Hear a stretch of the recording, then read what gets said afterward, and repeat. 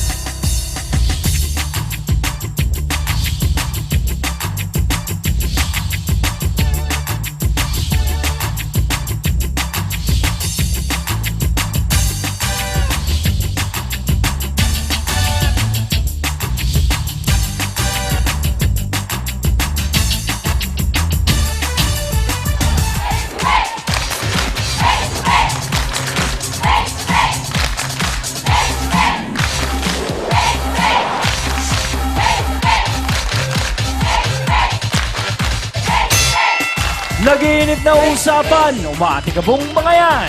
Diskusyon na may resolusyon.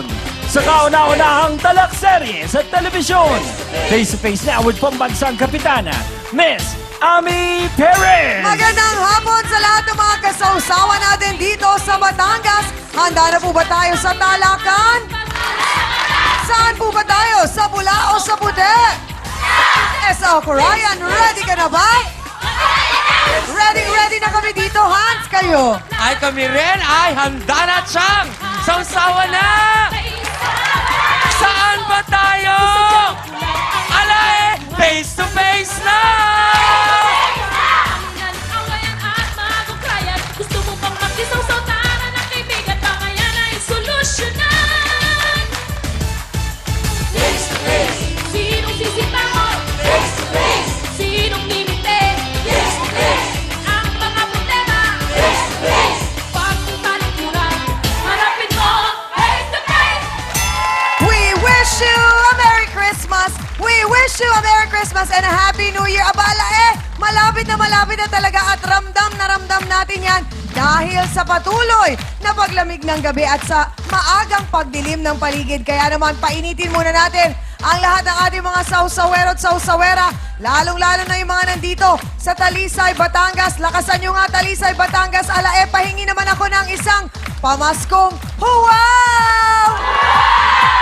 Kita mo naman, bigay na bigay ang mga Batanggenyo para itong comment ni Ate Joy Madrio ng Israel. Sabi niya, "Hi Chang Ami, I like the way you talk and act. Super duper show. Walang atrasan, walang kasinungalingan. Luta sa mga problema, kaya sige na, watch na tayo everyday. Very interesting. Iba-iba, mga storya, kababalaghan sa buhay. Kaya naman tunghayan araw-araw nang mawala ang stress, drill on at pagod." Sa sinabi ni Chang Ami na something, hihihi. Have a nice day, Chang Ami. Sa trio Tagapayo, kay Hans and everybody, keep in touch, Pilipinas, sabi niya. Salamat sa iyo, Ate Joy. And as always, sa lahat ng mga nakikisawsaw sa atin online, abay kung nasaan man kayo panig ng mundo, gusto naming ipaalam sa inyo na mahal namin kayong lahat at maraming salamat sa lahat ng suporta po ninyo para sa face-to-face. At syempre, ako lang ang inyong nag-iisang pambansang kapitana na umulat umaraw. Kahit araw o gabi, ano pa yan? Hindi ako magsasawang magsabi sa inyo na kung may problema ka, harapin mo, pag-usapan natin yan. At eto na, so-saw-sawa na with ganda pa ay si Hans Martel. Happy day! Naku, Chang, tama ang sinabi mo. Napakaganda ng araw na to at tayo ay narito pa rin sa napakagandang lugar ng Talisay, Batangas. Parang ang sarap gumising dito araw-araw at yung view ang makikita mo, Chang, hindi ba? Grabe! At eto pa ang dapat nating abangan. Bukod sa magandang view, abay, ang mga magandang payo mula sa ating mga kasama, ang ating legal expert, Attorney Benedicto Acosta Jr. At syempre ang ating Doctor of Psychology, Dr. Camille Garcia. At ang ating spiritual advisor, Father Sunny Merida. Mga kapatid, ang ating trio, Tagapayo. Na mukhang mapapakamot na naman ang ulo dahil magulo ang bangayan ngayon. Sigurado ako dyan dahil B1 versus B2, Becky 1 versus Becky 2. Ala! Ayun na nga! Naku, dalawa nga ang kapatid nating Becky nag-aagawan sa isang boylet. Oh no, oh why? I think naman the problem is with the guy. Ito ang ating face-to-face issue of the day. Para sa mga kabaro nating Becky, di Oki ang inaagawan ng Papi. Lalo na kung ang kaagawan ay isa ring Becky.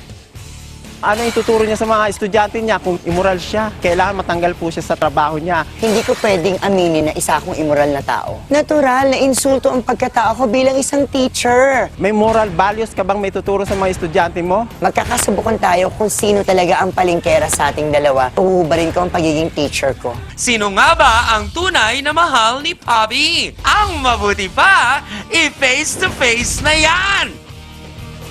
Mga kasawsawan, hindi raw siya papayag na may kahati siya sa papa niya at gagawin niya ang lahat mapanatili lamang itong kanya. Ano ba ang kaya mong gawin? Alamin natin yan kay Odelon Odi Nebres. Pasok!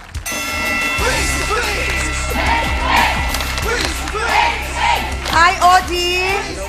Good afternoon. Welcome sa Face to Face. Opo. Ilang taon ka na, Odi? 45 years old po. 45. At ang jowa mo, Si Edward po. Edward! Opo. Ilang taon na si Edward? 19 years old po. 19! Opo. Oh, teka lang. Saan kayo nagkakilala ni Edward? Sa mga party-party po. Party! Playing party. Gano'n na kayo katagal ni Edward? Isang taon po. Sa isang taon na pagsasama niyo, maayos naman. Okay naman. Walang problema. Maayos naman sana. Okay. Bakit ang sabi mo maayos sana? Eh, meron kasing pumasok na ang Sino si Troy? isang teacher sa nursery po. Saan niya nakilala si Sisirain Edward? ko siya. Sa Saan mga si... party-party din po. Party-party. Opo. So kahit isang taon na kayo magjowa ni Edward, okay lang siyang mag-party-party. Opo, okay lang po. Kasi Hindi ka mahigpit. hindi naman po. Okay. Ano ba ang kasunduan niyo pagkaganyan? Pwede siyang magka-girlfriend pero hindi siya pwede magka-Becky? Wala, akin lang po siya. Akin Ah! Hindi pwedeng may kahati Hindi pa pwedeng ako. bot. Opo. Hindi po, akin lang Ah, talaga yun siya. lang talaga. Opo. Okay. Paano mo Kaya- pinapakita yung pagmamahal mo para kay Edward? Binibigyan ko po siya ng mga pangangailangan niya. Oh, Kung ano tulad ang gusto na? niya, pera. Pera! Pera. Bakit talaga pagka-Becky Sorry po. naman ng mga kapatid ko, kailangan lagi kayo nagbibigay ng pera? Ano ba Opo, kayo, kasama ATM ko ng talaga bayan? yun eh. Opo, ma'am. So magkano binibigay mo? May allowance, ganon. So po, Oh. 1,500. Kung magkano Kada linggo, kada araw. Kung kailan po siya pumunta sa akin. Wow! May hinihingi ba siya sa'yo? Minsan po, humingi siya, tapos binibigyan ko rin po Anong siya. hinihingi niya sa'yo? Bibili daw siya ng cellphone, bibigyan ko naman po siya. Binigyan mo ng iPhone? Yes, ma'am. Ano pa mga binigay mo? Laptop po. Ay! Bukod sa laptop, ano pa? Kahit ano po gusto niyang, mga damit po, mga pangangailangan. Pero hindi mo ba naisip, Odi, na baka naman sobra-sobra na Mahal yon? ko po siya, lahat po gagawin ko para sa kanya. Ganon? Opo, ma'am. Naku, Hans, tanungin mo nga, hindi ba pwedeng ako na lang ang mahalin mo? Naku, Hans, ganun ba talaga pag nagmahal, kailangan maraming ibigay na ganon? Pero wag Siyempre, namang ma'am, laptop, of course Chang. Wala mo naman yata ako nabigyan ng laptop. Game and Watch nga, wala ako nabigyan. Baka naman motor ang binigay mo. Ay! Ayan. Siya! Ikaw, baka may gusto kang itanong kay Ating Odi natin. Ganun ba talaga? Kailangan may binibigay. Para sa akin po, kung malalaman ko talaga kung totoo talaga yung boyfriend mo, hindi dapat sa pera kasi ang habol lang talaga sa'yo yung pera, hindi yung pagmamahal. Kasi naranasan ko na rin yan. Oh, Yun ang isang bagay na dapat talagang pag-ingatan ng ating mga kapatid na Becky, na dapat ay, Kuya Odi, inaalam natin kung talaga bang mahal ka o ginagawa ka lang ATM. Kasi lagi naman po siya sa amin eh. Oh. Pagka lalambingin niya po ako, pinupunasan niya ako ng pawis, kung ano-ano pa po. Pinupunasan ka ng pawis? Opo. Pawisin ka? Opo, ma'am. Oh, kilig na kilig naman itong si Kuya Odi. Paano siya maglambing sa'yo? Nilalambing niya po ako. Po kami.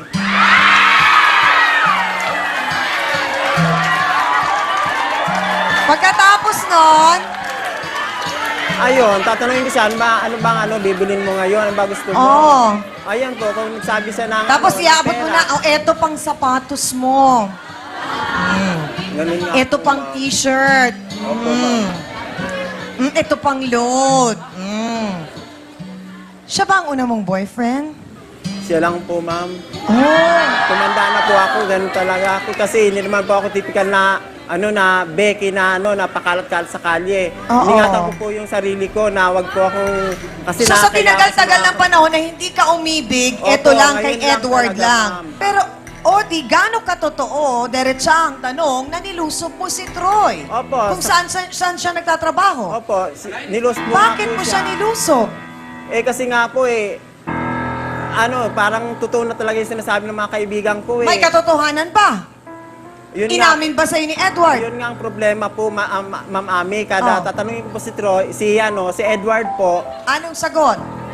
may naninira lang sa akin. Oh, Hindi sabi? totoo yan, opo. Paulit-ulit Edward? po. Opo. Hindi ka naman kinagat dito at naging vampira siya?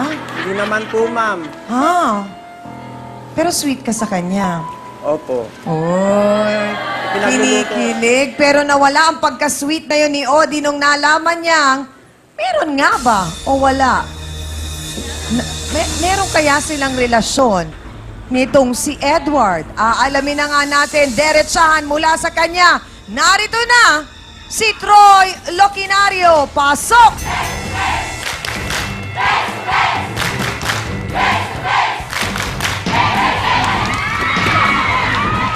Sandali! Naku, may talakasan ng dalawang Becky na ito. Diretsang tanong, Troy. Kayo ba ni Edward at inagaw mo ba siya kay Odi? Inaamin ko kami, pero kailanman di ako nang-agaw. Ano ka ba? Sorry ka da, girl. Iwan ko lang sa'yo, bakit naging Itsura mo, pakitignan nga itsura mo sa salamin. I'm so sorry for you. Ah, I'm sad. me too. Ano ka ba? I am so Ano ka ba? sorry Ano for ka you. rin? Are you a Ang layo, vampire? diba? Why is your eyes blue? My God. Fight. We will return. My gosh. Maalamin natin ang paliwanag ni Troy. Saan lang kayo magbabalik po ang face-to-face.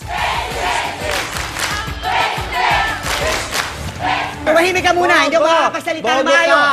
Anong bobo ka? Hello, site graduate ako, no? And I naku. want to... Walang magagawa yung Ha? ganyan sa Mo sasabihin, Balangura, bobo baboy. ko, no? Baboy ka. Anong baboy? Mukha ba akong Baboy baboy? ka. Ikaw mukha Oo. susuwalang shell. Okay, sandali lang. Wait a minute. Stop in the names of these lows.